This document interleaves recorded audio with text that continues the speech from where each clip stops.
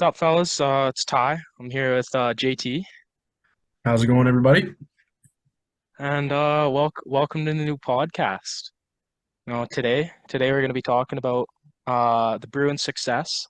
We're also going to be talking about the Canucks' not so much of success, and we're going to be talking about the World Juniors a bit, their rosters. They just came in, and then we might get into some teams that are doing well and teams that are doing not so well, and seeing if they're flukes or not.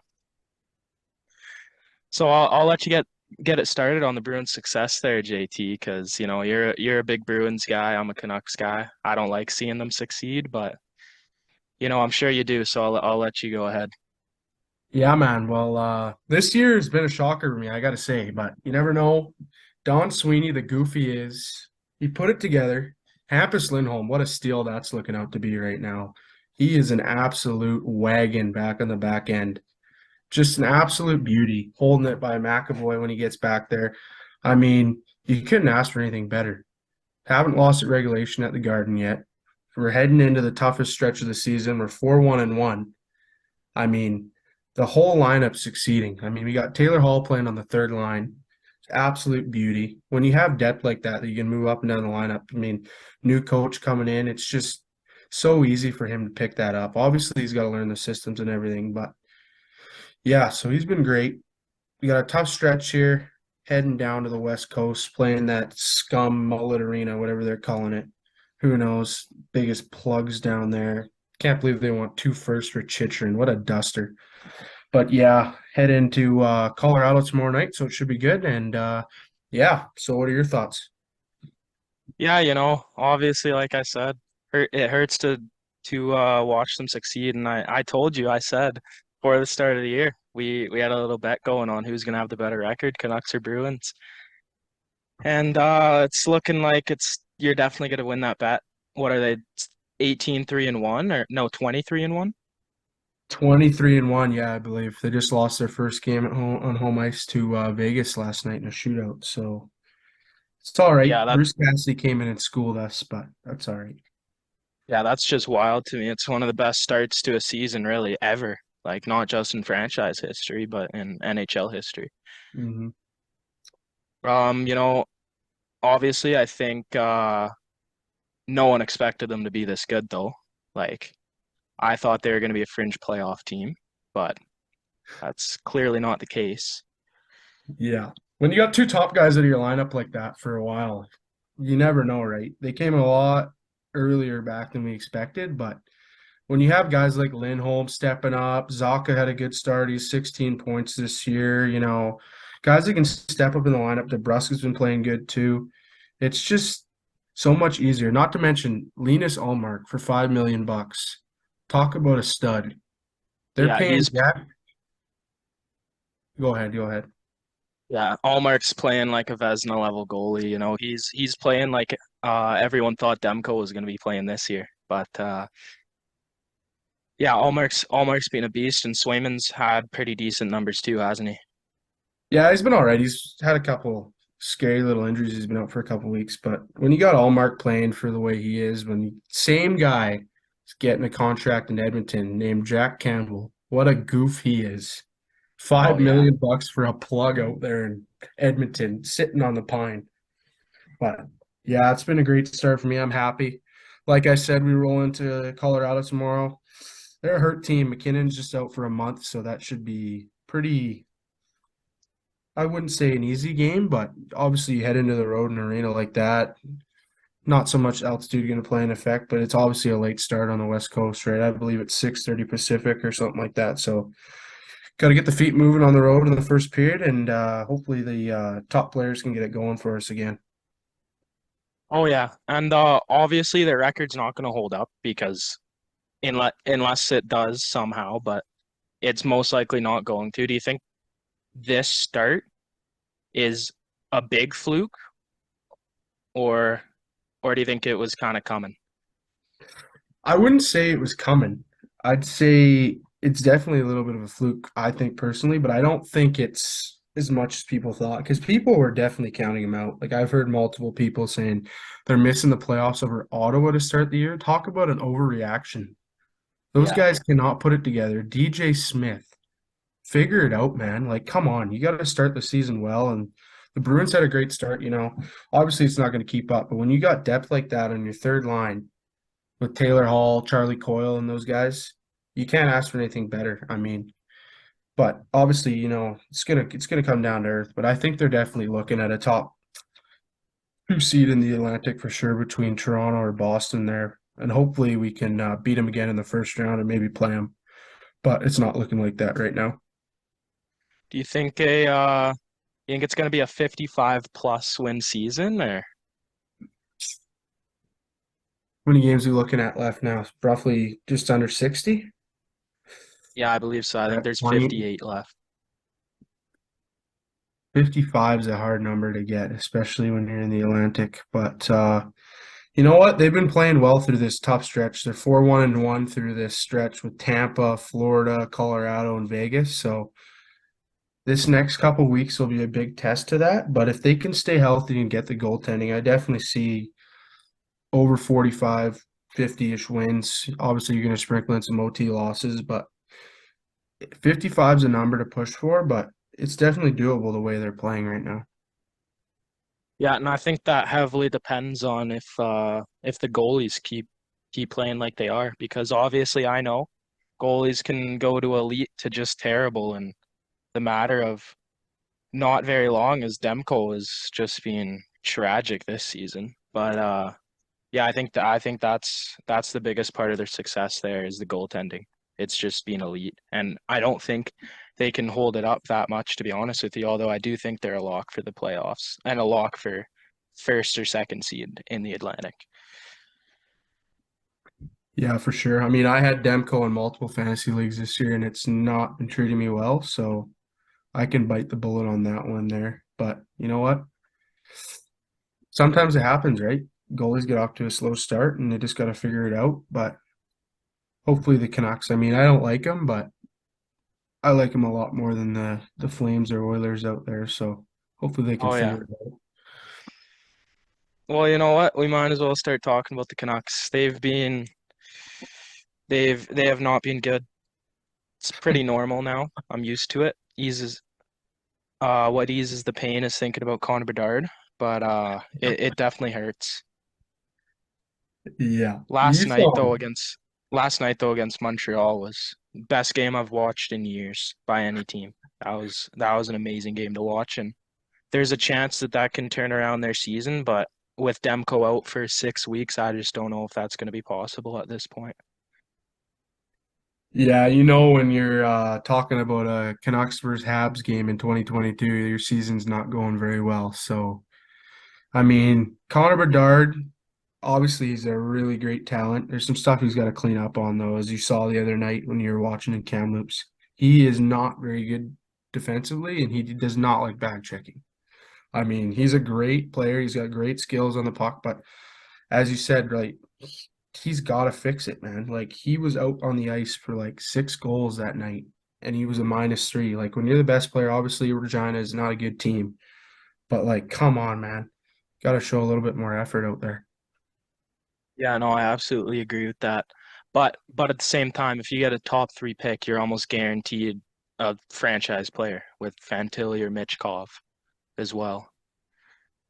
Yeah, for sure. There's lots of this deep draft class this year for sure. I mean, even if you're in the top five, you're getting a stud. There's always that one Euro that comes out of nowhere on Craig Button's list that he's just coming in there after World Juniors or whatever. So yeah, top five, and you're looking at a great player. I think the Canucks, they might turn it around. I believe they played a lot of games early on the road, so they They got a did. lot more home games coming up. So obviously home games when an East Coast team comes in or whatever, and even being home in general will give you a bit more wins. So I think they could push for a wild card maybe if they figure things out, but that's got to be a big jump in the right direction if they want to figure that out.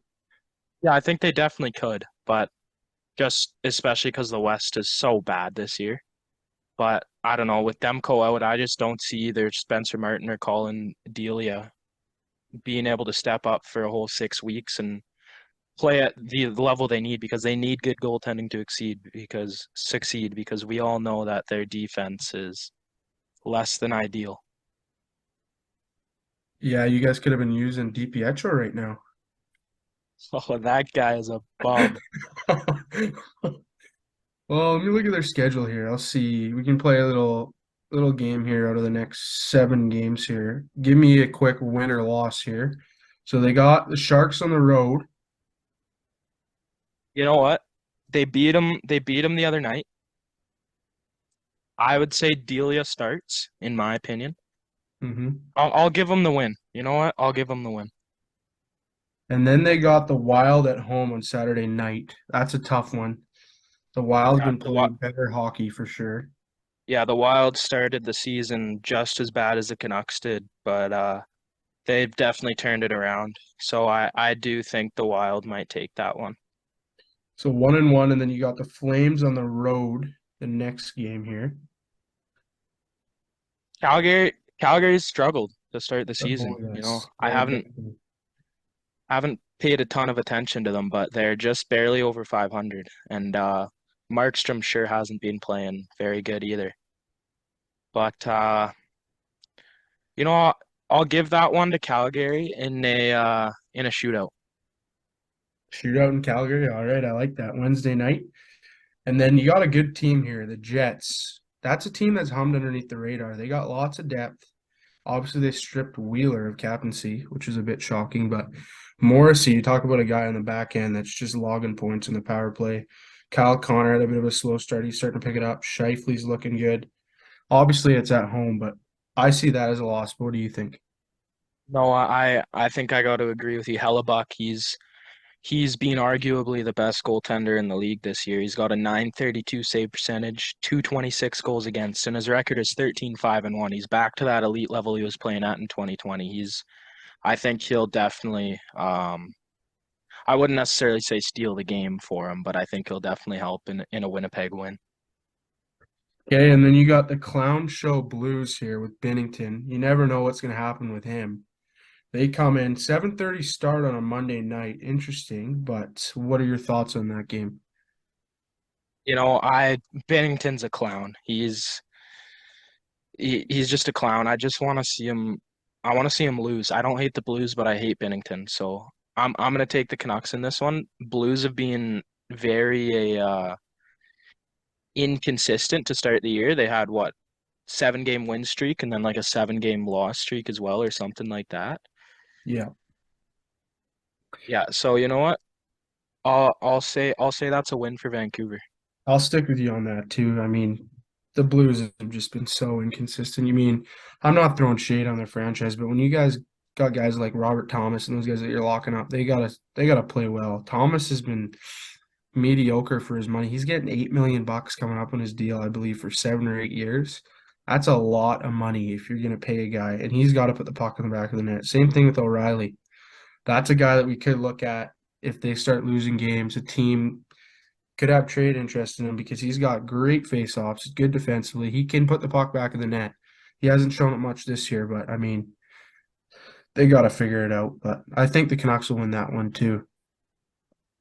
Yeah, and then after that, Seattle Canucks are 6-0, 6 or 7-0 against Seattle. I'm gonna say that continues. Seattle doesn't match up well against Vancouver, and I got Vancouver. That simple.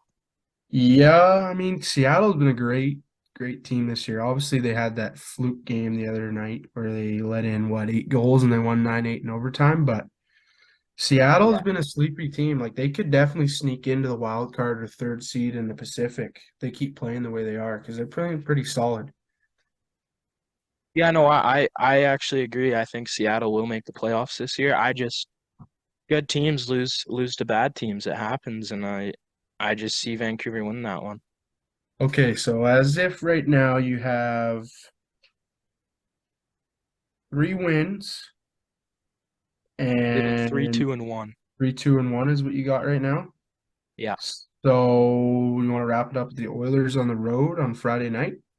Yeah, I'm on as well. Coming off a back-to-back. It's going to be the second game of a back-to-back. Edmonton, they're a heavily offensive team, and so are the Vancouver Canucks. Um, But you know what? Stuart Skinner, he was playing elite at the start of the year. Now he's playing good. He's cooled off a little bit, but I think Edmonton's defense and goaltending is just better than the Canucks, and it's not good at all, but it's better than Vancouver's, especially without Demko. So I got Edmonton in there. I watched them live, first game of the season, and they look great offensively. It's just their defense is not good, but neither is Vancouver's. So I think that kind of offsets and goes to the goaltending, and I think Stuart Skinner's got that. I don't think Jack Campbell will be playing. He could. Also, McDavid and Draisaitl, you just never know with them. They could have 5, 6 point nights against you. So, Mhm. So yeah, you got them 500 the rest of their games into the Christmas break. So that'll put them, I believe, what they're one game under 500 right now. So if you can, I mean, if you could steal one of those games, we had them tallied in for a loss. You could look in going 500. Like you said earlier, the Pacific's a bit of a weaker division. Lots of teams are underperforming. So I mean, if you get healthier and you get in 500, maybe you squeak a couple more games out of that. You get a not win them all, but obviously sneak one or two away. You could look at one game over 500 or whatever, and that'll put you in a good spot, right? At least you can look up. oh But yeah, I don't know if you want to get into it, but there's a lot of trade rumors going on with Brock Besser right now. What are your thoughts about that? it hurts to see him. He'll be gone by the deadline. It's pretty much given. You know that it hurts to see him go because really he was the start of this generation of the Canucks. He was the first guy to really blow up. His rookie season was amazing. He slowed down a bit, but you still see it there because he's so streaky. And I think he'll be gone by the end of this week. I think. They just need to find the right trade for him, but I think they will pretty soon. And I don't know what that will be. I hope they can get a pick out of it, a good pick, or at least a good prospect out of it, because they need young guys, and I don't think it's a terrible idea to honestly blow it up, blow the whole team up. I think your untouchables are Demko, Pedersen, and Hughes, and I think anyone else could go, to be honest with you. Um, Mhm. they've tried rolling with this for a few years, and it just hasn't worked out. Yeah, for sure. I mean, Bo Horvat's another guy to look at. He's having a great year for how the Canucks are playing. What does he have? Almost 20 goals this year, I believe, or if almost Well, I 20 think now. he has. I think he's got Has 20. 20 now? Yeah, I Yeah. remember seeing him a couple games ago having around 16, 17 goals, so he must have caught it. Yeah, so I mean, he's a guy that's going to get a lot of interest, and you can get a decent haul for him. I mean, my Bruins, that would be a great pickup for them because they're going to be hurting here after Bergeron and Krejci and those guys go. We got to figure it out. I mean, there's a lot of people thinking the Bruins. I won't talk about it too much because we already brought it into this, but their depth is a lot better than they think it is. Like those guys like Pasternak, McAvoy, their goaltending is young, Lindholm. I mean, obviously it's not as good as their core has been for a while, but Boston always figures out a way to bring in free agents. You look at that. I mean, even a trade, I don't know what would be something they'd be interested in, but obviously maybe first round pick, couple first rounders, something like that. Don Sweeney's definitely traded first round picks, and we know he's not good at drafting, so I wouldn't be hurt if it was a later first round pick and we get a guy like that that'll come and put the puck in the back of the net. So an interesting couple weeks here. It could swing a lot of teams' seasons, but we'll see for sure. Yeah, no, definitely. I think Boston is a good fit for Bo Horvat. I think Columbus is as well, and Detroit is as well. I think they're good destinations, and I think depending on if it is a sign and trade or if they're certain that he's going to re-sign with the team that he goes to, I think they can get a very good haul for Bo Horvat because Yeah, he's for sure. been elite this year or the past season and a half, to be honest. I was looking Hmm. and I don't know, it was his last like 64 games. He had 48 goals or something like that. That's not exact, but it was something like that. And he's just been scoring like Hmm. insanely the past season and a bit. So I think Yeah, they for could get sure. a lot for him. And obviously he's a captain of a team. So Yeah, that's right. Yeah, for sure. He's definitely a two-way player too. He can definitely slide back if you need him for defense as well. I mean, he can score as well. The one thing that's been a bit iffy that he hasn't been passing the puck as much as I'd like to see. I don't watch Canucks that much, but if he goes in a line with guys that can play make and pass the puck, that'd be a perfect fit for them. So Yeah, well, he's a garbage goal guy. He sits in front of the net. He doesn't get the yeah, prettiest goals, but he puts them in the back of the net. So yeah. Hey, they don't ask how, they ask how many. exactly, exactly. But no, for Besser and Horvat, I'd want picks. I'd want picks. I'd want prospects. I wouldn't want any veterans, which I don't think the Canucks would do because they're not going to be making a full push this year, obviously. Yeah. But uh, but I'd want young talent on my team. Yeah, Detroit's a team to look at for sure if that's a suitor because they got a lot of young talent coming up. Obviously, there's some guys that haven't panned out. I don't know if the Canucks would want to take a jump on some of those guys like Zadina or whatever, but they got a lot of young talent that they could pick up and they could definitely figure something out. I'm sure there's lots of teams that'll have interest in them, but we'll see for sure. Yeah, one last thing on the Bruins, you kind of touched up on this before. Do you see them how long do you see them being good for with this core? Because Bergeron, um, Marchand, those guys, they're getting old. They're getting old, but you did mention that they keep bringing in free agents. They got some young guys. Do you think they can stay in the playoffs through not really a rebuild, but kind of changing their core around? That's a tough question because obviously the Atlantic is looking so good. When you got teams like Buffalo and Ottawa in the bottom, obviously they're not looking good this year. But when they bring in guys like DeBrincat and Giroux and all that, and Buffalo's been looking good. They got young guys coming up, Jack Quinn, all those guys. It's tough to say, but the thing with Boston is they always figure it out. If they don't win, they're always kicking around the can.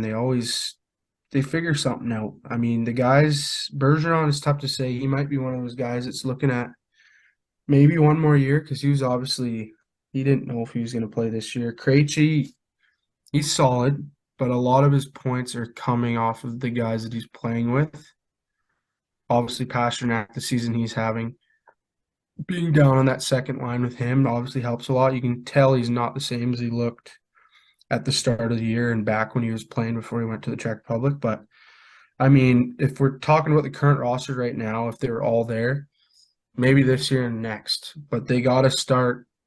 I don't think they'll tear it right down because when you guys got, I don't know, Pasternak thing too, he doesn't have a contract right now. Obviously, the Bruins should give him anything he wants. I think there's no questions he should be making at least 10 million a year the way that contracts have been handed out this year.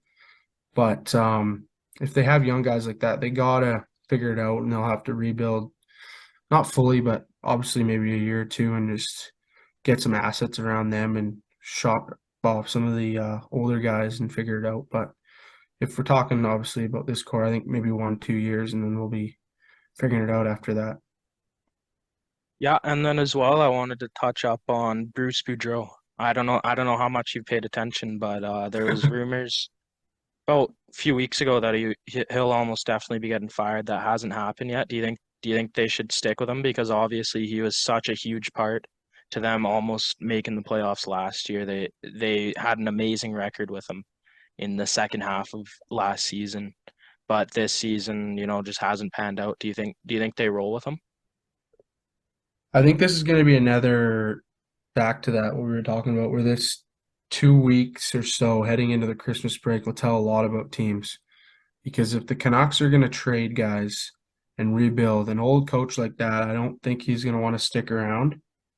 So if they start losing games more and they're looking at not rebuilding because they've been rebuilding for a while, but if they're going to retool and get a lot of young assets and bring them in and try and figure it out, maybe a new coach would be a good decision to just freshen it up a bit because obviously everybody wants to win in that market. And I mean, Boudreau's a good coach, obviously. I'm not throwing shade on him, but if they're losing hockey games and they want to retool a bit and bring in new guys, maybe a new coach would be a good idea. But obviously, we'll see with this stretch coming up. You said they'd be 500. Kind of both agreed on that. But if they can squeak out a couple games, obviously, I think he'll stick around. But it's something if you're going to fire a coach and the season's going downhill, depending on the team, if you're too far out of it, I don't know if it's really worth it getting rid of a coach that late. But they're going to jump on it. It'll definitely be in the next 2, 3 weeks for sure. So we'll see. Yeah, and big headline from yesterday, the Canada's selection for the 2023 World Junior Camp has been released. Do you agree, what are some of the selections that you necessarily might not agree with, or that you're surprised aren't in the camp, didn't get invited to the camp? Well, I think they'll get right back for sure. Um, Savoy has not been having a very good year, obviously.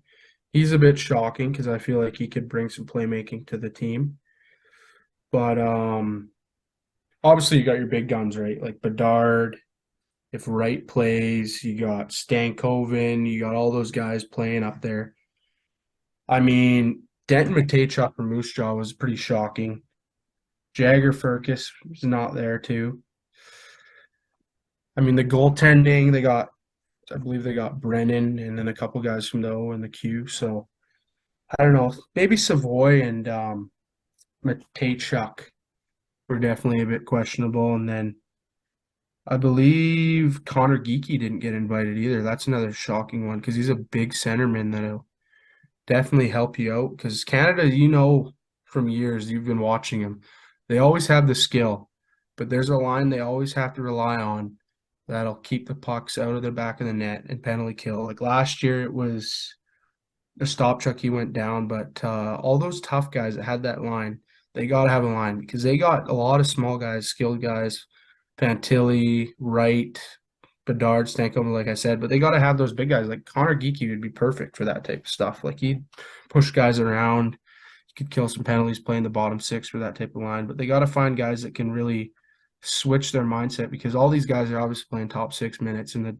dub or whatever league they're playing in for their teams, but they got to think of it as a team. So they got to get bigger guys for the bottom six. So I'd say that's another questionable non-addition to the squad. Yeah, for sure. And I don't know a ton about players in the juniors, in the dub, in the O, and in the Q. Um, Hometown team though, Caden Bankier. I think that's how you pronounce the last name. Yeah. Uh, I don't think he's being a top three forward on the Kamloops Blazers there. What do you think? Um, Obviously, I've been watching because I go upstairs and do a lot of stats for the WHL and all that, and I'm an office official. There's been a lot of scouts there. Bankier's been pretty solid both ends of the ice. That's another type thing that I think they're looking for is a big guy. Obviously, I thought maybe Minton would be a more skilled type ad because obviously he got picked, I believe, 42nd overall or something like that to the Leafs. But I agree with you saying he's probably the third best player on Kamloops. But you know, a kid like that, he's worked hard. Obviously, he deserves the opportunity, and you never know, right? He could squeak it out. I believe the way they have it set up right now is there's only three forward cuts, depending on who they get back from the NHL. If they get Gunther or Wright or whatever to play for them, so you never know. He could squeak in there, but we'll see. And then another hometown guy, Logan Stankoven. He's just being elite. I think he was a big steal in the draft 2 years ago. I think he's gonna pan out to be a great player, and he's being arguably the best player in the CHL in the WHL this year, and he won CHL Player of the Year last year. Just talk to me about what you see in Logan Stankoven for his future, and what you see right now. Obviously, with the Mem Cup being here in Kamloops this year, they're going to go all in. They're going to figure it out. But Logan's a guy that he's obviously a small kid, right? But he plays a lot bigger than he is. You notice he gets pushed around out there. He does not like it. He'll go right back after you. And he's definitely laid a couple big hits in the last couple of weeks. I've been noticing the guys tick him off or whatever. But he obviously is so skilled. If you need a guy to put the puck in the back of the net, dish the puck, he can really do it all. great at face-offs, if I might add. You can play him on the wing, you can play him at center. Obviously, I think he's going to be in your top six, possibly with Bedard. We'll see what they do and split it out, but there's no question he's going to be in the top nine. I'm just shocked. Last year, he was a scratch for some of the games there before they had to reset. And he won CHL Player of the Year. That just goes to show you how much improvement he's had over the last, I don't know, 11, 12 months, year type thing, that he's just been getting better and better. And I think he'll most likely play in the AHL next year, if not the NHL with the Stars, is Wyatt Johnson got the spot this year for a rookie. But the Stars, they always seem to pick these Kamloops kids, and it was a great steal for them in the second round in the draft when they picked him. So obviously, I think he'll be a big part of that team. Looking forward for Kamloops, and if not Canada too, for the World Juniors in Moncton and Halifax. Yeah, I think he really established himself last World Juniors, the summer edition. He got a great assist on the golden goal. He put up points the whole tournament really. He established himself, I believe. So I think he will be in a top six role, maybe in the top line on this team. What position does Fantilli play? Is he a center? I believe so, yes. He's in Okay. Michigan playing center. I think he's point per game right now, actually. I can double check that. But yeah, this team, there's a couple players for sure that can do both. I mean, I see Stopchuk got an invite. One guy I was shocked out of Kelowna was Colton Dock. I believe he's a second round pick out of Chicago. I don't really like that pickup personally. I mean, there's obviously guys that are younger, like Crystal and those guys that have been playing a lot better than him in Kelowna. And maybe he's a guy that'll give you grit. I mean, I don't really like that very much, but obviously they want to give these 19-year-olds a shot, and those guys that are 17, 18 will definitely be on the team next year, if not the year after. But there's some questionable additions, but we'll see how it all pans out over the next 2 weeks or so, because I believe the two Blazers, they're in Victoria tonight and tomorrow, and they'll go after that. I believe camp starts on Friday or Saturday, so we'll figure out some cuts here and there, but yeah, we'll see how the team goes. It's definitely, if they get those stars back, they're definitely going to be first contender as they are every year if they get those guys back, but they'll definitely be all right if they don't too with those guys they got on their roster. Oh yeah, I think no matter what, anything but the gold medal is as a disappointment for that Canada squad, as it always is. Yeah, They're expected to be the best in the world, and they showed that this summer. Um, yeah, for sure. yeah, Mason McTavish with one of the best defensive plays I've seen ever in the finals in overtime. That was unreal. I'd I say. still remember seeing that. That was just crazy. I thought it was done, as most of the crowd, I'm sure, thought as well. But you mean he's a guy that's had a slow start in Anaheim, but you're going to see that on his rookie year. But obviously, he's a guy that's going to hurt not having him back. But Oh yeah, and I'm especially excited for this World Juniors because I mean, as good as it was, it just wasn't the same in the summer. There wasn't a ton of fans. They weren't really into it. Restri Restrictions or whatever it was. But mhm. it feels like this is the first real world juniors in a couple years. So I'm very excited. Yeah, it'll be interesting to see these pools because nobody got relegated last year, I believe. So Canada, Sweden, Czechia, Germany, and Austria will be Group A. And then you got the States, Finland, Switzerland, Slovakia, and Latvia. So I mean, those pools just seeming off that. I mean, I think Canada may be in the stronger pool there with Sweden and Czechia that always give you a game, right? Czechia is obviously not the greatest, but US and Finland are also juggernauts in the other pool, but we'll see because Austria and Latvia, you never know with those guys, but we'll see for Yeah, for sure. sure. Yeah. All right, so now we're gonna get into some underperformers and some, I wouldn't say performers, I'd say pretenders, as we like to say.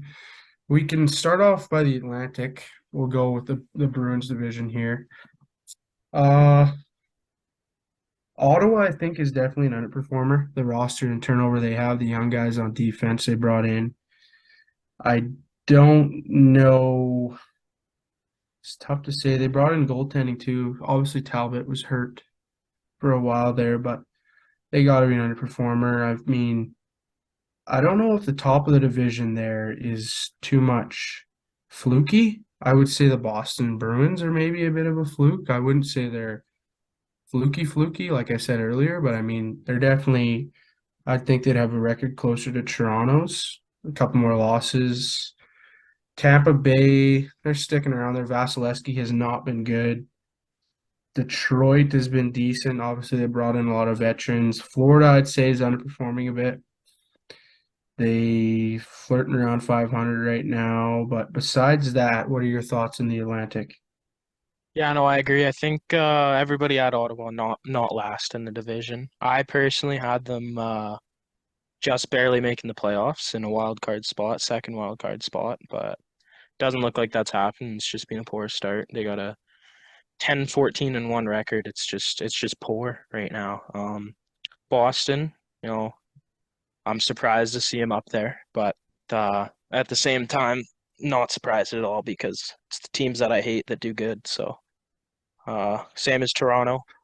I think everyone expected them to be a great regular season team as they always are. Detroit, I'm actually not too surprised to see them third in the division. They had a very good rebuild, I think, and I think they're gonna have a lot of success in the coming years. Tampa, they have a good record, 15-9-1, despite them being fourth.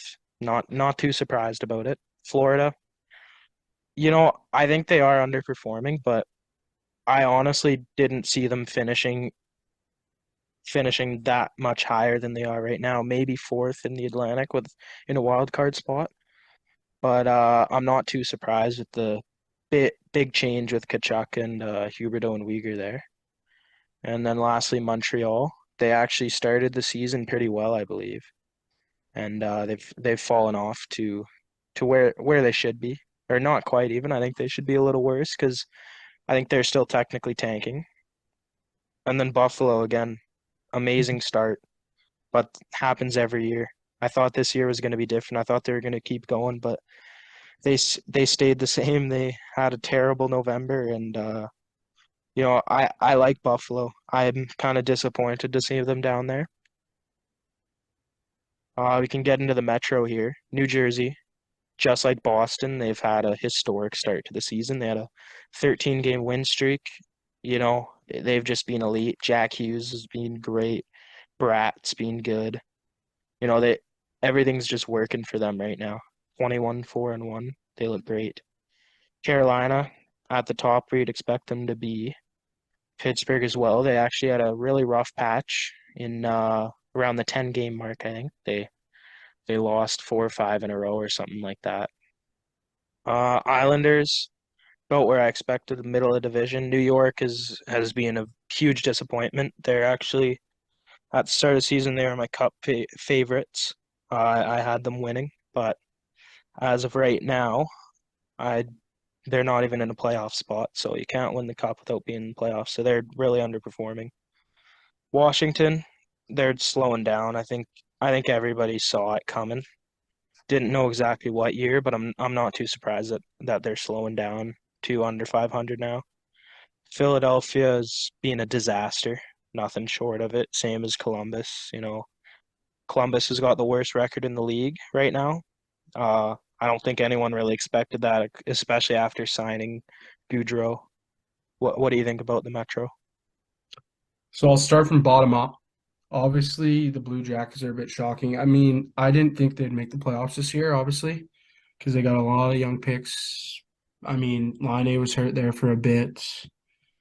Goudreau obviously was a great addition. I thought they were going to slot maybe the 4 to 6 range in the division this year, but we can get Philly and the Caps out of the way. They're just hot garbage. I mean, I I don't know what else to say. Philly, I don't know why they'd bring in a guy like Torts with the team they have. A lot of young guys coming up. I mean, there's lots of young guys that don't want to play for him, as you can tell, because of the way he coaches. And I thought they'd have a different leader in there. Washington, bit shocking. I didn't think they'd be bottom of the division, but I think they're probably suited pretty well for their roster. The Rangers, people are going to hate me on this, obviously. I didn't think they were a very good team last year. I thought it was a lot to do with Shesterkin, and you could see this year without Shesterkin playing the way he was last year, the team in front of him is not playing very well, and he's not playing very well as well. Their defense, they got some young guys that have got to step up with Lindgren and Miller and those guys. Fox has been pretty solid, obviously, as expected, but Pittsburgh, this is coming down to the same type thing as Boston. They got a lot of guys that are hitting their end, and Malkin and Crosby and Letang and that. Hope everything's well with Letang as well after he had a stroke the other week, but I heard he's skating, so hopefully things are good with him. And I think that's a pretty solid spot for Pittsburgh, just the way they're at right now, flirting for a wild card spot. And the next, obviously, we got the Islanders. Their goaltending they're getting is just unreal. They brought in that new coach to hopefully free up some of their skilled players a bit more, but they're a great built team, and they're definitely looking like they're going to make the playoffs again this year. So Carolina, we obviously knew they'd be good. They've been good for the last 3, 4 years. They're young. They're solid. They got forwards that can score. They got forwards that can defend. They got defense that can defend. They got defense that can score. They got the whole thing. The Devils, I think they're going to fall down a bit. But obviously, when they put up record and results like that, you can't really complain with that. And you can't call them that much of a fluke because when you win 21 of the first 25, 26 games of the season, you're obviously doing something right and you got a good team. You can call it fluky all you want, but they're doing stuff right. They're goaltending. They have had Blackwood injured, so they've found goaltending. I think his name's Schmid or something, and they got one other guy in there in Vanacek, I think, believe. Yeah. But for sure, there. I think Carolina will take first in that division eventually. I just think out of the long run, I think the Devils will be more second or third seed. I think Carolina will go on a run here eventually where they've been playing good hockey, but there's been, they win 3, 4, they lose one or two type thing. They haven't gone on a run like the Bruins or the Devils where they win plenty of games in a row, but that's my take on the Metro for sure. No, I definitely agree with that. And just coming back to the Rangers, there's a lot of talk about Patrick Kane potentially landing there. Do you think they could get him? And what do you think a possible return would look like? Me personally, I'd love to see him there. I like the Rangers. I think Patrick Kane is a great fit there with Panarin. Obviously, they were a pretty decent duo when Panarin was just coming in from the KHL. And I think they've got a lot of young guys to give away, to be honest. Like Capo Caco and a pick or two. I think that could get Kane if Kane was retained a little bit. I would love to see him on there, and I think they could get back to the playoffs with Patrick Kane on the roster.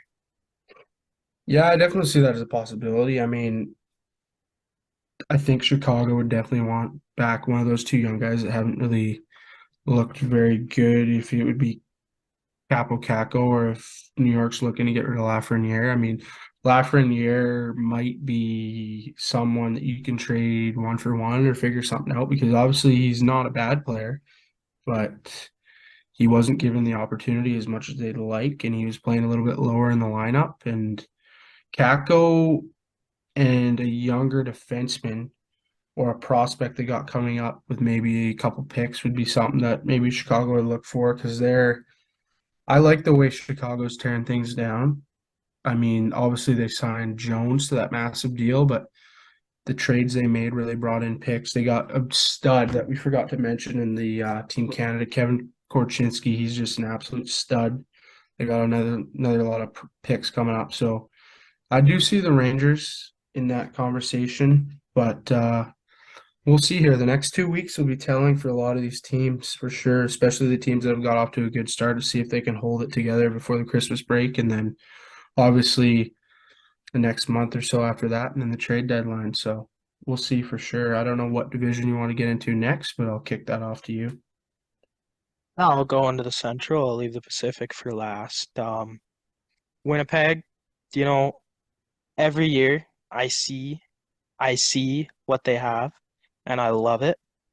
And it usually doesn't pan out the way I think it's going to be so far this year. Absolutely, it has. I'm a little shocked that they have such a good record with a 688 record point percentage, but it doesn't surprise me that they're succeeding.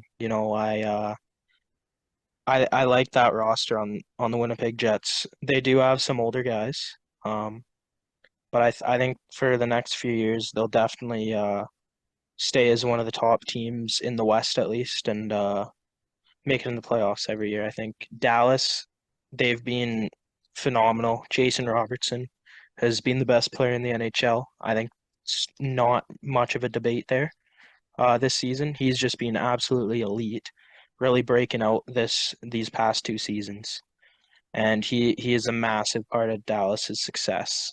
Um, and I'm a little surprised to see him at two, but they deserve it absolutely. Minnesota, they've actually played amazing considering how bad of a start they had. I expected them to be top two in the division, and it's looking like the way things are going, they might get there. They definitely didn't start there. You never know though. I'll be shocked if they don't make the playoffs. Colorado, I think everyone expected them a little higher. Obviously, they lost Kadri, but they're still an amazing team. Last year, they had one of the best teams that I've ever seen. Um, and just losing one guy to that isn't going to change a ton. Obviously, I think everyone expected them to digress a little bit, but they're still an amazing team, and I'd be shocked if they did anything less than uh, make the at least the conference finals this year. Nashville, same deal as Winnipeg. Honestly, I always love them coming in. Saros is one of my favorite goalies in the league. I love the way he plays.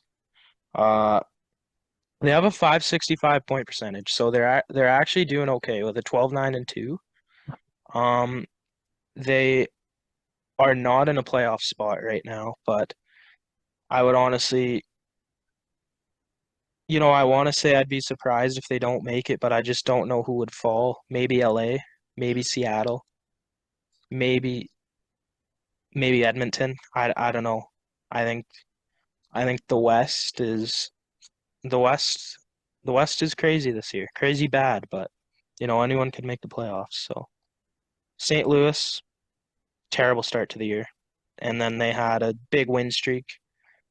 I think they've cooled off a little bit since then, but they're under 500 still, and it surprises me a little bit. But like we said earlier, Binnington's an absolute clown. I don't want to see that guy succeed. So kind of happy they're not doing well. Arizona and Chicago, we both expected them to do terrible, and that's what they're doing. So I'll let you take it from here on the Central.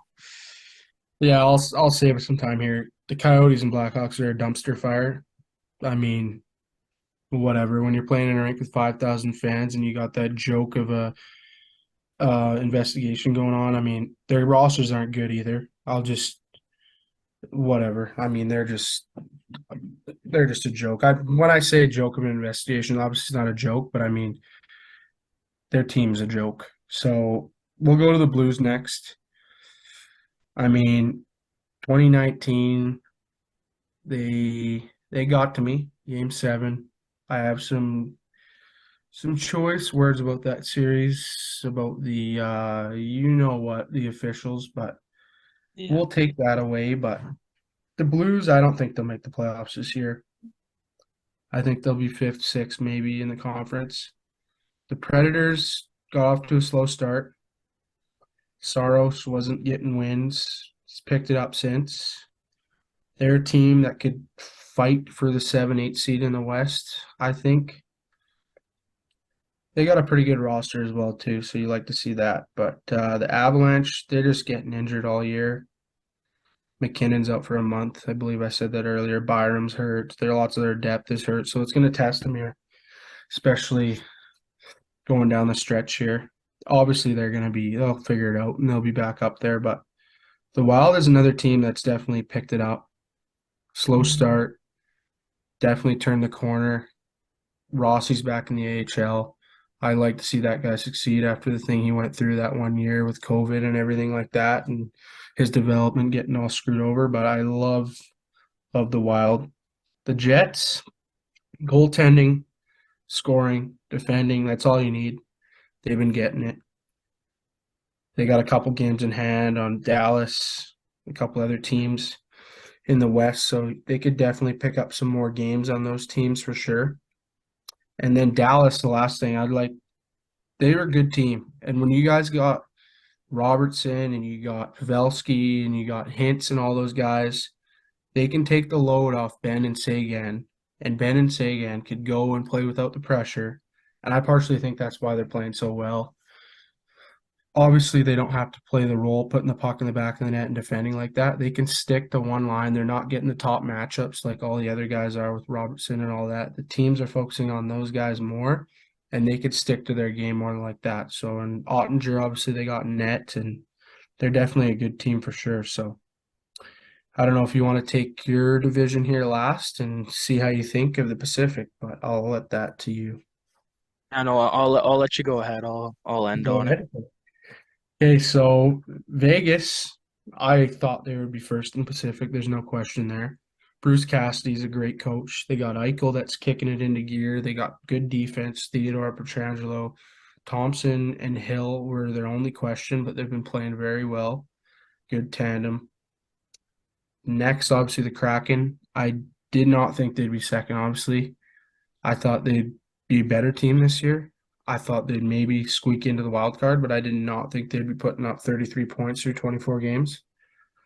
Obviously, when they got guys that have been around the new rink for a year, they got young guys coming in, they got all that. So I think they'll maybe drop to 7 or 8 in the West, and they'll be fighting for spots with the next team, LA and the Predators. I think those three teams and maybe the Oilers as well will be fighting for those last spots, either third in the Pacific or the wild card. But I'll be straight up with you. I thought it was going to be Vegas, Oilers, and Calgary, the top three. Obviously, it doesn't look like that. I thought LA and Seattle, as long as the Canucks would fight for that last wild card spot or two wild card spots, depending on the other division. But LA, they got a great team. They picked up some good players. They got Arvidsson they picked up. They got what's his name from Minnesota that they traded for. Yeah, I'm blanking on him right now too, actually. You know who I'm talking about though, right? Yeah, no, I do. What's I his do. name? I don't know why I can't think of his name right now. What's his name? It's gonna bug me. Here, let me Or you I'll can keep talk. Fiala, Kevin Fiala. Fiala. Okay, yeah. He's a great player. They signed him obviously to an extension. They got young players coming up. Byfield's a guy that's got to figure it out. Been in the AHL. I think they should keep him there for the rest of the year. I don't think they should rush him and bring him in because the roster's sitting at it right now. I don't think he'll play top six. They might squeak him in on the third line, fourth line, but that guy like that's going to want to play middle six. So I think they should give him 1 more year to figure things out and then bring him up next year if they're looking better. I mean, dropping Peterson to the AHL was a bit shocking to me. Obviously, he's had a slow start, but that guy's got to be there when Quick's gone because Quick's getting old and they got to figure that out. So Edmonton, their goaltending has been pathetic outside of Skinner. Their defense is not good. Tyson Berry's a fraud. I don't know why they're paying him money.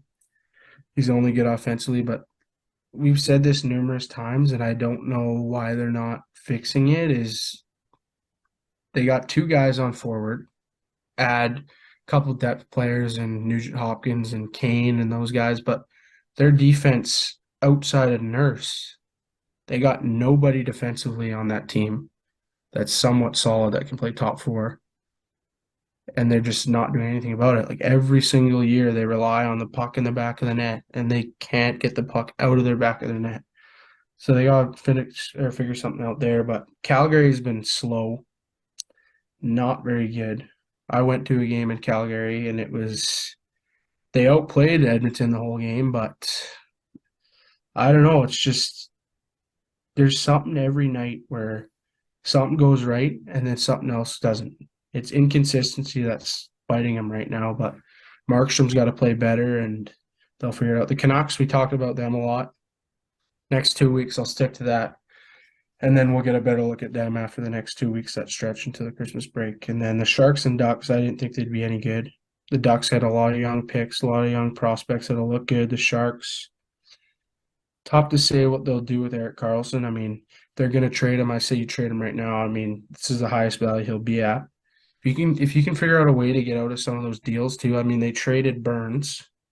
They obviously had to retain some of that salary, but if you can figure out a way to get off Erik Karlsson and then sign some of those guys, I don't think they have signed Meyer yet to an extension. I believe Meyer or Hurdle are one of those young guys they haven't signed yet, so they can figure that out. And they're obviously still a couple years away. They got Eklund, a young prospect in the minors. They got a couple guys from the U.S. national team that are good. So yeah, we'll leave it at those two being the bottom dusters, like the Coyotes and the Blackhawks. So I'll kick it off to you for the end here. I'll go bottom down Vegas. You said you expected them to be up there. I honestly didn't. I thought them losing Leonard was actually huge for them. I didn't think Logan Thompson could step up and be an elite goaltender, but he has done that through the first 27 games of the year. And they have great players, great defense, great forwards. It was just the goaltending that was the question, and the goaltending's proving me wrong right now. Seattle, um, I didn't expect them to make the playoffs. I don't think anyone really did. Maybe outside looking in, just on fringe there, but I I'm surprised that they're doing well. I don't think it's gonna last, to be honest with you. They lost to Montreal just tonight, 4-2, I believe. And I just don't see them staying up there as one of the best teams in the West.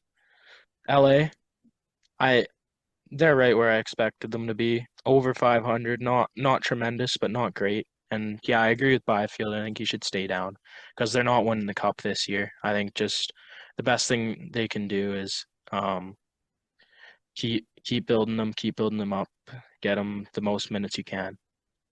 Edmonton and Calgary, I'll put them together. I think they're both a tiny bit disappointing, not insanely, but I think I expected them to be both in the top three of the division.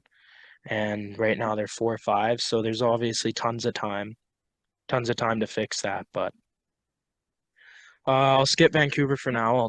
I'll finish with them. San Jose, I expected them to be the bottom. Anaheim, I expected them to be second worst. They're just flipped around, not super surprising. Yeah, so then I'll talk about Vancouver last. I'm surprised, but I'm not at the same time because you can't expect anything other than mediocrity from Vancouver. And you're getting honestly a little less than mediocrity right now. They're under 500. It's not going good for them at all. Their goaltending is underperforming. Spencer Martin's actually playing all right. He's playing good for a backup, but he's not putting up starter numbers that you want as he's going to be for the next 6 weeks. Defense has not been great. I love Luke Shen. I know there's trade talks with him. I think he's their best defensive minded D-man. I think he's awesome. Good partner for Quinn Hughes. Quinn Hughes, though, he he's better defensively than he was 2 years ago, I'll tell you that, but he's still not amazing. And I love Quinn Hughes, so I don't like slandering him at all, but he needs work on the defensive end to be one of the elite D-men in the NHL. Offensively, I think he is that, but defensively, he's just not there. And forwards, Pettersson, my favorite player on the Canucks, got a puck from him a couple weeks ago. It's hanging up on my wall. It's pretty nice, but In he's being Boston, I might amazing. add. Yeah, in Boston, that it was disappointing game to watch, but that's okay. I still had a good time. But yeah, Pettersson, Horvat, they've been doing amazing. Kuzmenko, I love the guy so much. I wouldn't be surprised if he's not on the roster next year if he's traded or doesn't re-sign. But I love the guy. Him, Mikheyev, and Pettersson have honestly been one of the best lines in the NHL the past 10 games. I know they brought Kuzmenko down to the third line actually and brought Besser up, maybe to increase his trade value a little bit, get him some more points, or maybe, maybe you can figure it out on that line and stay. But I don't see that really happening, to be honest with you. And Podkolzin is a huge disappointment. I I didn't agree with Boudreaux scratching him 3 games in a row or whatever. I'm glad he's down in the AHL, getting minutes. Hoglander again, tiny bit disappointing. Garland, just their depth haven't been great. Uh, lastly, we wanted to finish up with just some players that are doing really good, and we're just going to talk about if we think they're flukes or not, or if they're overperforming just a little bit. I'll start off here. We can start talking about Jason Robertson. I think that's the biggest one on here. He's leading the league in goals, second in assists, or second in points, sorry. Third in points, my bad. Only behind Draisaitl and McDavid. Uh, he's been elite. I think he's my winner for the MVP if the season started now. Uh, I don't know. I don't think he's going to hold up the numbers he is because that's damn near impossible. His point streak, I believe, is 13, maybe 15 games, just ended tonight with a 4-0 loss to Toronto. But I wouldn't be surprised at all if he came home with the Rocket. But I don't think he's going to keep scoring at the pace he is. But I think he is one of the elite players in the NHL. What do you think about him? Yeah, I mean Robertson's great. He's one of those guys that I believe he was a second round pick. Yeah, he He's was. he's been playing great. He's Rupe Hintz has been benefiting off that as well. He's had a great start. I believe Hintz is around 30 points too. So yeah, there's nothing really to question there. Robertson just keeps scoring and scoring and scoring. So you like to see that. Another guy I'd like to bring up, we talked about the young guys with Buffalo, but Tage Thompson. Originally, when that deal was signed, I know he was a good player, but I thought they got completely snubbed in that O'Reilly deal. But every game, he's just proven me wrong. I mean, the trade's looking better for Buffalo as the weeks go on. I mean, 34 points for him. He's been great this year. Tied for sixth in the league with Chuck McKinnon and Carlson. So I mean, he's great this year. Pedersen's been all right for you. 32 points in a team that's not been very good. So I mean, the top guys have been the only guy I wouldn't think that would be there would be Robertson and Thompson. I mean, those guys have been pretty solid, and Carlson's had a great year, obviously, but the top guys are the top guys, and some guys are new every year stepping up. So, I mean, those guys have really been playing well this year, from my view. Yeah, yeah, I agree. I think Tage Thompson, he's a walking highlight reel. How many highlight goals have you seen this year of him? It's a ton. Uh, I don't watch a ton of Buffalo games, to be honest. I've heard he gives away the puck quite a bit, but I think he's still an amazing player, and I think so far the contract's looking good for him. Eric Carlson, you were talking about as well. I You can't say it's a fluke because he was an elite defender a few years ago, but I don't think his numbers are going to hold up. I agree with what you said earlier in the podcast there that I think they should trade him now because it's the highest value he'll ever be at. I don't think he's gonna stay as a top three D man in the NHL the whole season. I'd love it if he did, but I just don't see it happening. With Dahlin is playing elite, Fox is playing pretty good, and then you got Makar, you got all those guys. Heiskanen's playing very good. I'm a little surprised, to be honest, to see Jack Eichel in the top 20 in points. I I expected him to be top 30, but I don't love Eichel as a player. It might just be because of the frustration he had in Buffalo. Yeah. But I'm a little. I thought Jack Eichel was gonna kind of not stay at the level he was at the end of last season, but I didn't think he was gonna produce at the level he's producing right now. But good for him. He needed the change of scenery. I felt a little bad for him on Buffalo there. But yeah, I don't think it's really fluky at all.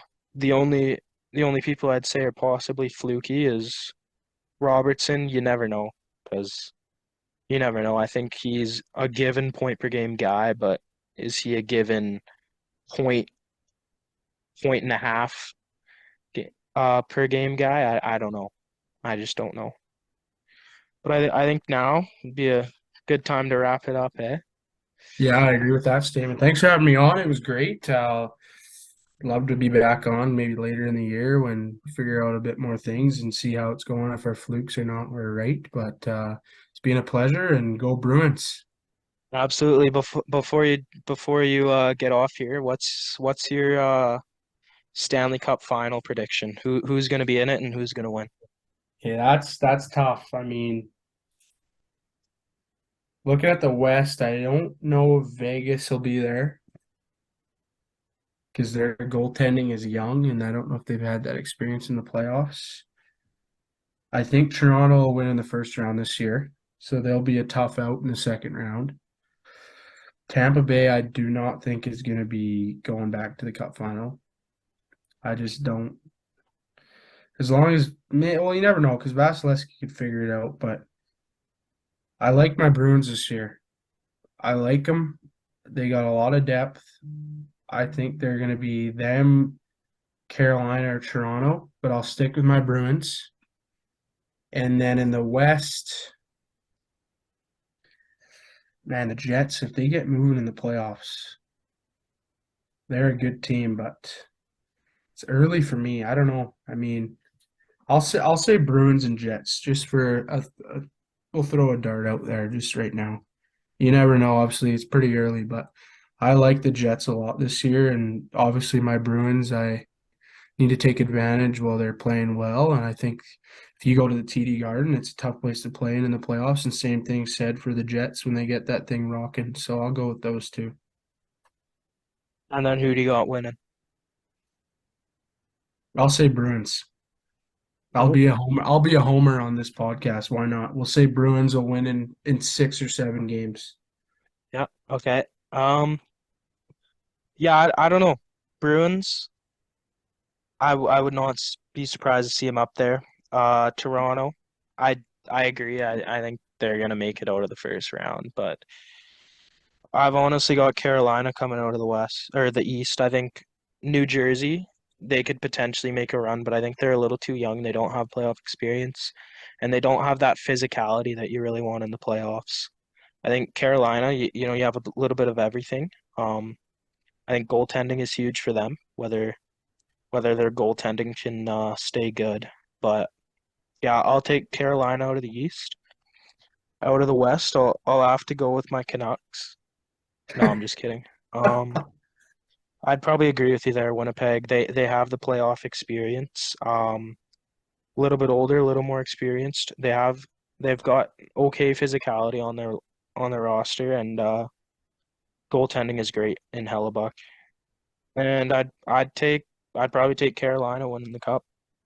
Like it. It's pretty similar, just a couple of tweaks. So Yeah, but yeah, for sure. Thanks for coming. Definitely have you back on. And yeah, thanks for watching everyone for the two people that actually did.